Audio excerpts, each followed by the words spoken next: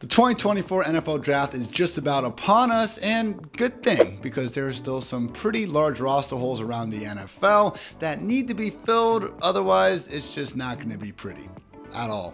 Like Gardner Minshew and Aiden O'Connell, one of them are going to be the Raiders quarterback in the year 2024. This is a serious thing going on. So yeah, that's actually question number one. Let's just get into it. Who needs a freaking prolonged intro anyway? Gardner Minshew versus Aiden O'Connell is arguably the single worst question that anyone has asked since Muhammad versus McLovin. Look, yeah, I've enjoyed the Gardner Minshew experience enough over the years, I guess. He has potential to be this generation's Ryan Fitzpatrick of sorts as a journeyman backup, not a guy who you unironically enter week one as your starting quarterback. So kudos to the man for largely achieving more than anyone expected as a former day 3 quarterback. He even got a hilariously unironic Pro Bowl nod last season. But come on, guys. Pick any advanced metric you want, look at Gardner Minshew, look at Aiden O'Connell, and you are going to see them near the very bottom of the league in it. Take, for example, completion percentage over expected, one of the best advanced metrics we have to try to determine how accurate quarterbacks are, and among 32 qualified signal callers last season, yeah, Minshew and Aiden O'Connell, 31 and 32. That's not great. ESPN's Adam Schefter reports that there has been a lot of chatter, real or not, surrounding the Raiders' interest in Washington quarterback Michael Penix Jr., which, yeah, fine. Sounds good, okay? Let's hopefully add Michael Penix Jr. into this offense and see what happens, because again, we cannot face life with one of Minshew or O'Connell under center and seriously expect the Raiders to be competing in what is the ever difficult AFC West. So come on. Anybody. Bo Nix as well? Fine. Trade for Geno Smith maybe? More on that in a little bit for another squad perhaps, but yes, regardless, please, Vegas, make an upgrade here. Question number 2, what exactly is the Cowboys' plan at running back? Because Jerry Jones told us they were all in, and Skip Bayless has, since clarified, all in my ass. Pause. With the Cowboys right now, guys, they have 69% of their 2023 carries and 70% of their targets vacated in the form of Tony Pollard, who took his talents to the Tennessee Titans during free agency. This leaves the Cowboys with just Rico Dowdle, Deuce Vaughn, and recently signed Royce Freeman as the leaders in the clubhouse to lead this backfield, which, reminder, wasn't actually all that good last season at making the most out of their opportunities. So no team is, I think, a bigger contender to perhaps take the RB1 in this draft class. Texas RB Jonathan Brooks, who, allow me to be the 30th person to tell you this, did in fact get his ACL surgery done by the Cowboys team doctor. So whether it's Brooks, Trey Benson, Blake Corum, pick your favorite NFL draft running back. If they can land on the Cowboys, they're going to be firing up the fantasy ranks, because no offense right now offers more readily available opportunity to an incoming running back than your all-in Dallas Cowboys.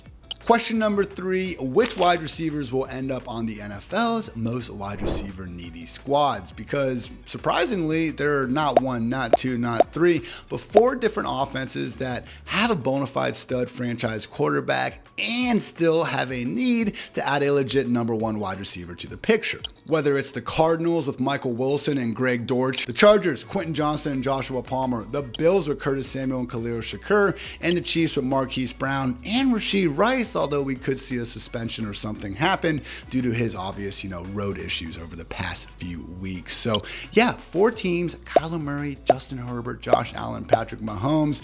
We're fine at quarterback. We got the available targets. Who is going to wind up in these pristine, fantasy-friendly situations? For the former 2 squads, I think it's pretty clear who they're choosing between at this point. Ohio State wide receiver Marvin Harrison Jr. has regularly been mocked the Cardinals at number 4, leaving the Chargers likely to choose between Malik Nabers and Roma Odunze if they do in fact want to use that pick on a wide receiver at all. Maybe they trade back a little bit with the Vikings at pick 12. Maybe they go looking more so in a round 2 option. Regardless, those are probably going to be the guys there between at the top of the draft. Things get way more interesting when we go down to the Bills, picking at pick 28, and the Chiefs at number 32.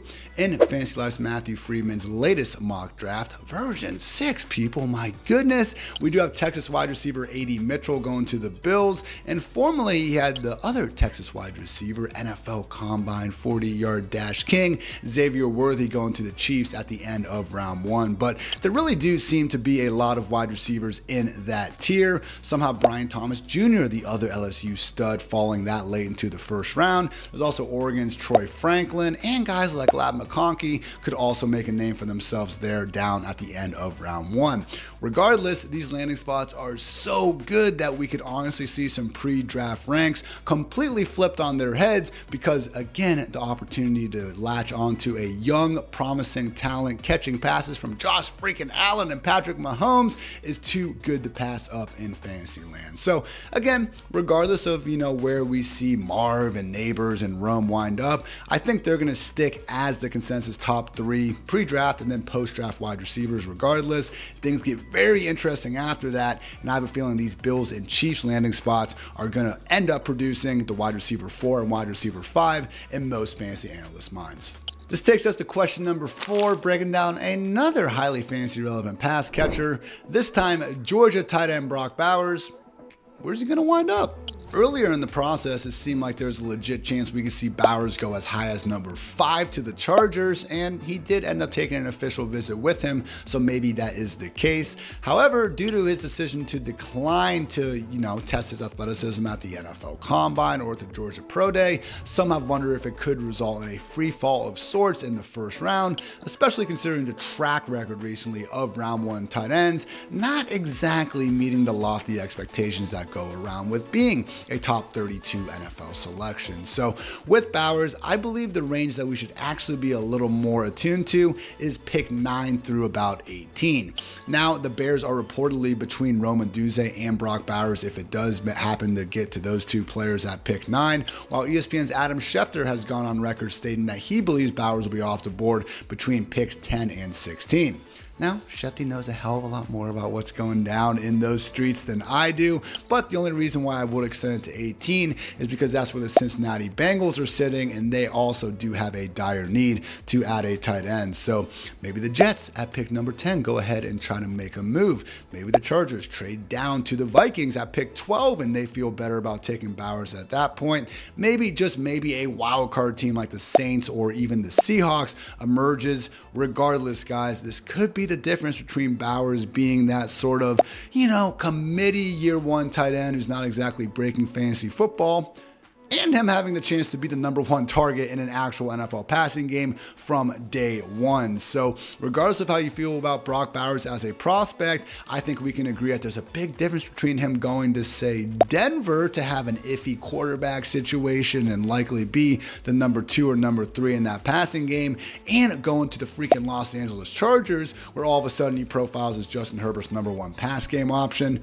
Can't wait to find out truly one of the biggest dominoes that needs to fall in the upcoming draft. Speaking of those Broncos, this takes us to our final question.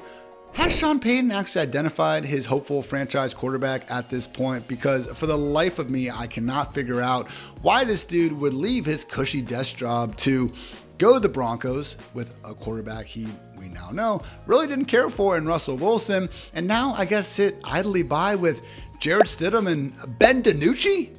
Yeah, if the people want some more Ben DiNucci, he'll give it to us, and I respect that. But guys, didn't exactly think that's what Sean Payton had in mind again when he decided to unretire. So yeah, still shocked he really didn't even hold out for that Cowboys job, but he's in Denver, and I really don't think he wants to go ahead and waste a year with one of those quarterbacks, or even Oregon signal caller Bo Nix as his QB1. If there is a wildcard team that's not the Minnesota Vikings interested in trading up to, say, the Patriots at pick 3, the Cardinals are pick 4, or the Chargers at pick 5, it does feel like the Broncos. Now, that would seemingly result in a Drake May or a JJ McCarthy signing, and yeah, that would be a bit cooler than having to settle for Oregon signal caller Bo Nix, but again, not exactly a given.